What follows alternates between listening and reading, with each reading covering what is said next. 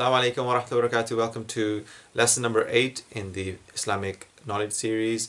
And today's topic will be some of the characteristics of a believer. All praise is due to Allah who has made us believers. Alhamdulillah Rabbil Alameen. وأفضل الصلاة وأتم التسليم على سيدنا محمد وعلى آله وصحبه أجمعين. أما بعد. So, Allah subhanahu wa ta'ala has created us. He has made us believers and non-believers. Alhamdulillah, we are from the believers, and He has made us and insan, this people, a person that Allah has created, they have to complete themselves. And for us to complete ourselves, sometimes we need to look in the mirror. Sometimes we cannot see our deficiencies in ourselves. So Alhamdulillah, al-mar'u mir'atu akhi. A person is a mirror to his brother or to sister. So people are our mirrors. We need to continuously look in our mirrors to show us the deficiencies that we have in ourselves so we may complete ourselves. And the first attribute, the first characteristic of a believer that we need in our lives is a believer does not become angry. A believer is one when someone praises him or someone rebukes him or dispraises him, swears at him, it is the same. When the person praises him, that person should, when a person is praised, the person should raise their hands to Allah subhanahu wa ta'ala and say, Alhamdulillah, Allah has covered my faults. So that the person is actually praising me, but I have many faults as well. Similarly, if someone is swearing at somebody and saying bad things about somebody and pointing out something in a bad way even, it is from Allah subhanahu wa ta'ala, and that deficiencies are being shown. So you should thank Allah. Oh Allah, you're showing my deficiencies are being shown. I say this because a Muslim, a believer, to have anything that happens to him, he must have that knowledge, that faith, that belief that it all comes from Allah subhanahu wa ta'ala. Sharrihi wa khayrihi min Allah. Good and bad comes from Allah subhanahu wa ta'ala. So if someone was to hit one with a stick, do you go and hit and fight the stick? You do not, because there is no point in fighting a stick. So Allah subhanahu wa ta'ala, He is the Khaliq, He is the creator, He has created all of us, and sometimes He uses others to do things in our lives, and whether it's good to us or bad to us, but Allah subhanahu wa ta'ala is using all His tools available to Him, and He's using people to do things to us, whether it's good or bad, and it's to see what is the reaction. That is the main key thing, to see what is the reaction of this believer. He says he's a believer, he says Ashhadu an la ilaha illallah wa ashhadu anna Muhammadan Rasulullah, but let's see what is the result when he is tested. So Allah subhanahu wa ta'ala is the one who gives, Al-Mu'ti. He is the one who holds back. He is the Al-Qabid. He is Al-Nafi'. He is Al-Dar. He is the one who brings benefit, Al-Nafi', and He's the one who brings harm, Al-Dar. So everything comes from Allah subhanahu wa ta'ala. So when a person is evil to us, bad to us, there is no need to get angry, as this is from Allah subhanahu wa ta'ala, that you are now being tested and checked to see what is your result from this test. Number 2, a believer is one who is content. He is content with the decree of Allah subhanahu wa ta'ala. We find ourselves in this COVID-19 period all over the world, and this is the position, this is the place Allah subhanahu wa ta'ala has put us in.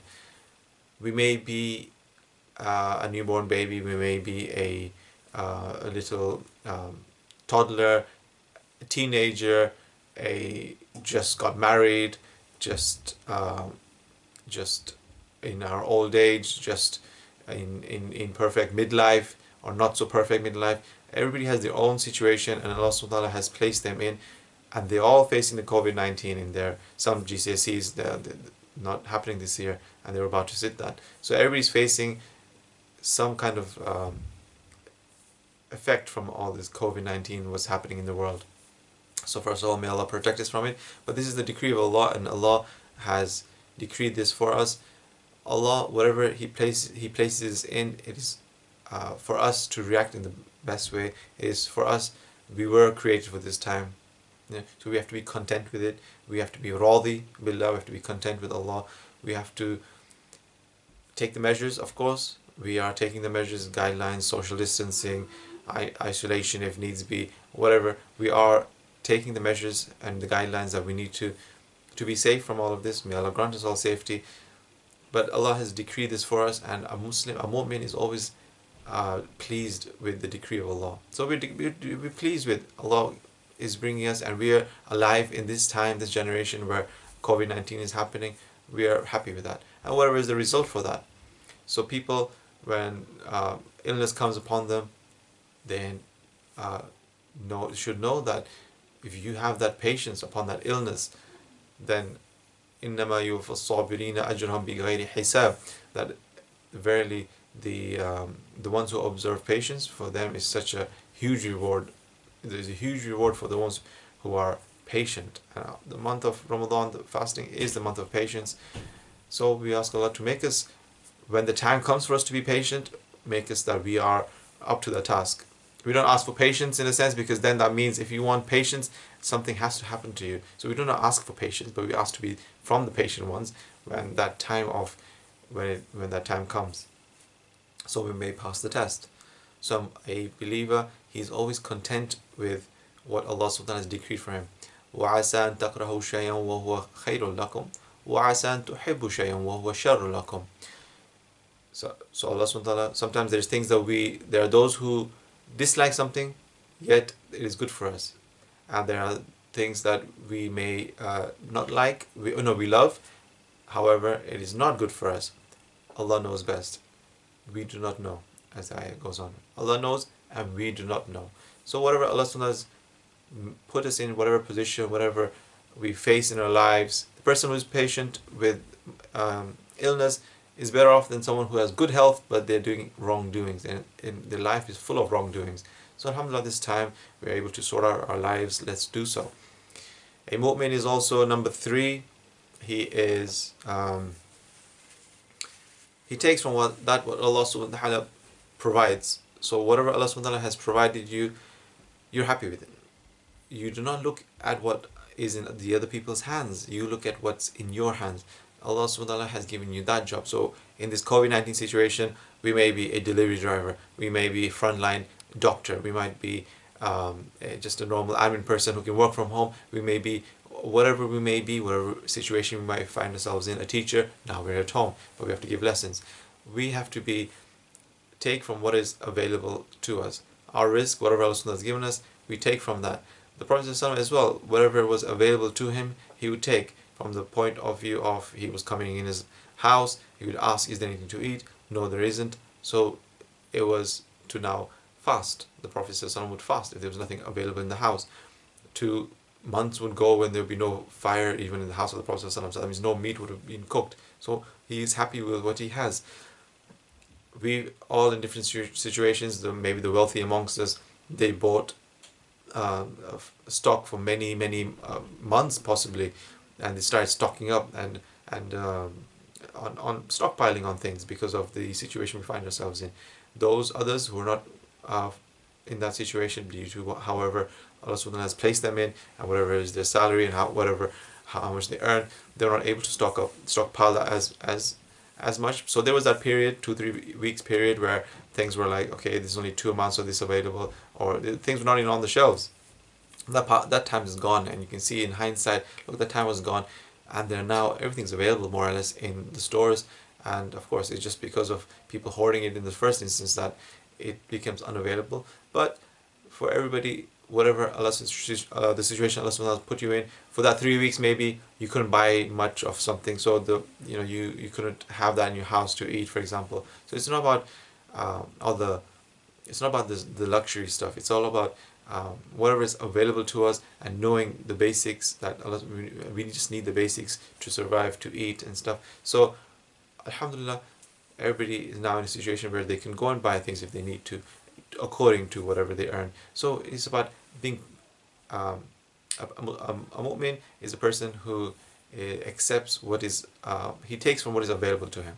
The Prophet would never go search for other things that was not available. He would always do what is available to him. So similarly, a medicine that is expensive, that's not available to you. It's not in your price bracket. But a medicine that is a cheaper version that is available to you. Again, this comes from tawakkul, reliance. A mu'min is a person who has reliance, but he takes what is available. He can afford the cheap medicine, and you can, and that could be the cure, and that is the cure for that poor person. But for the wealthy person, he goes and buys the more expensive medicine. That's his cure. So, but a poor person trying to go out of his means and not have, from what is available, he's going to now what is not available. Like, this is beyond his reach. Probably getting to debt or whatever to try and obtain that better medicine, to think that that's the cure for him. It is not the case. The case is that Allah subhanahu wa ta'ala, whatever He puts us in, that for everybody there is things that will. So while relying on Allah subhanahu wa ta'ala, He is the one who can grant us the good health. It's not the medicine itself. And relying on Him, we go to whatever is available, and that is what the nature and the behavior of the mu'min, that's what he does. Taking from the examples of the Prophet ﷺ. So the next part is number 4. A mu'min is always tested. That is his characteristic. He's always tested. So we have to always realize that Allah subhanahu wa ta'ala is always testing us. We're in like a lab. Can you imagine a lab with everything's being tested inside? We are in that kind of situation, and the Prophet ﷺ is that perfect specimen, and we are tested against the Prophet ﷺ. How we are, according to how we react in our lives to how the Prophet ﷺ was. And we have 63 years of the Prophet ﷺ's life to learn that of the questions that can be asked to us. Everything that went down in his life applies to us in our lives, and for us, we need to know that we're always going to be tested by Allah subhanahu wa ta'ala, and He wants to see what is. Just because you say you're a believer does not mean that Allah subhanahu wa ta'ala is not going to test you. This is to raise your ranks. This is to get, to save a huge reward on the other side, a humongous reward on the other side. So it is, Allah subhanahu wa ta'ala is always going to be testing us, and to see how much we match with the Prophet sallallahu alaihi wasallam, the perfect example. So a mu'min is always tested. So we need to be awake at all times. We need to be awake, and we need to be breathing, moving, awake with our senses, and always anything that comes in our lives, anything, remember that the Prophet has already been through that, and we are going to be matched and tested to see if we did according to how the Prophet did. So he's given us a solution to everything in life. It's only us, we need to learn. So number 5, the final point is we need to be, a mu'min is a student of the seerah of the Prophet. He's a student. That's his characteristic. He's a student of the Prophet.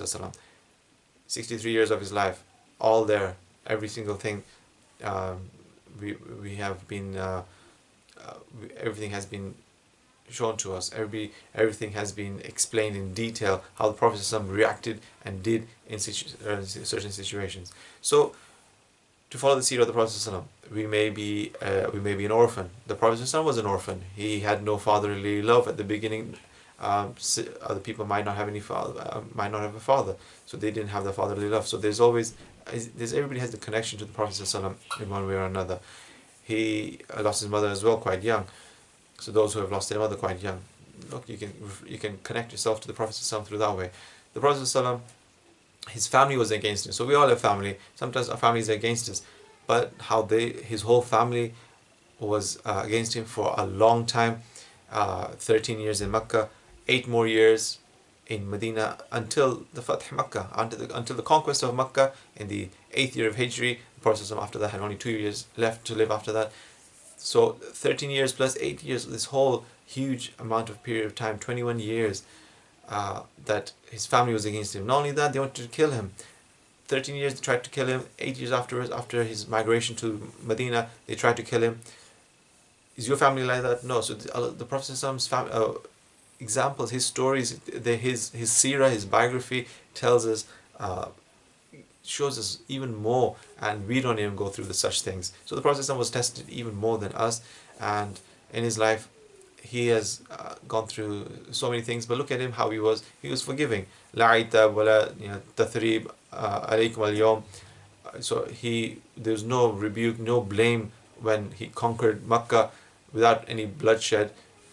Everybody who was against him, they took his house, they tortured, they persecuted the Muslims, and they fled to Abyssinia as well, and they fled to Medina as well, to Habasha, Abyssinia, Ethiopia, and modern day. So the persecution and all that, regardless, everybody was forgiven. No matter what happened before, all the past is forgiven. So a mu'min has to have that, be a student of the knowledge of the Prophet's life. So whenever situation comes, and it will come in our lives, Allah subhanahu wa ta'ala is going to test us, we can react in the right way, and we have straight away, we know exactly what the Prophet did, so we do exactly the same thing. So these are 5 attributes, characteristics that a believer should have, and that is what I wanted to share with you today. So may Allah make us from those who have the sifat, the characteristics of a mu'min. We're not just Muslims, mu'mins just because we say that we believe in Allah and His Messenger. We need to practice it as well, and we need to have these characteristics and attributes in us, so we can be from the ones who are successful on the Day of Judgment, and the ones who are mukhalladun fil Jannah, who are forever eternally in the Jannah, in the gardens of paradise. May Allah grant us paradise and protect us from the fire of hell. Ameen. Sallallahu Sayyidina Muhammad wa alihi wa sahbihi wa sallam.